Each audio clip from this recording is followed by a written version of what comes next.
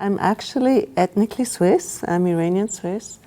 I grew up in Switzerland, in the German part, and then I worked for 10 years in the Ministry of Education in Zurich as a policy analyst, developing pilot projects, evaluating them, doing policy briefs. And the reason I did that was because I had an interest in education. My background is something completely different, actually. I'm a social psychologist, sociologist, anthropologist, with a focus on social psychology as a major, but I got more and more interested in education reform and school reform. So my areas of research are globalization and education, which translates into international governance and education, the role of international organizations for educational development, especially in developing countries, but it could also be in Europe. For instance, right now, I'm actually doing a project in the Nordic countries on the use of international references in national school reform. The other thing deals with my focus on policy borrowing and lending. This has been a very long research focus of mine. I published a couple of books on the topic, articles, had projects.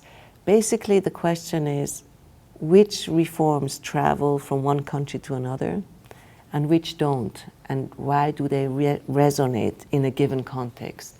The third area of research is privatization, standardization in education. Again, mostly in developing countries, but not only.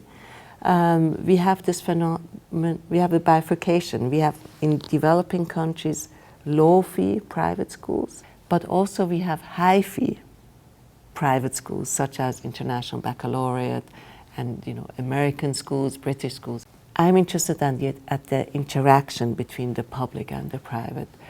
What does the fast advance of the private sector in education, what does it do to public education? But also what does it do to what does this interaction do to the private sector, such as how does the private sector start to speak the language of the public sector, such as social justice, equity, etc.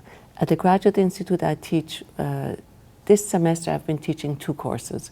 One that deals more with the theory on international governance and education, and the other one is very applied. It's called Tools and Techniques in International Education Development, and students learn how to develop an education sector plan and sector reviews and how to use statistics, how to apply indicators.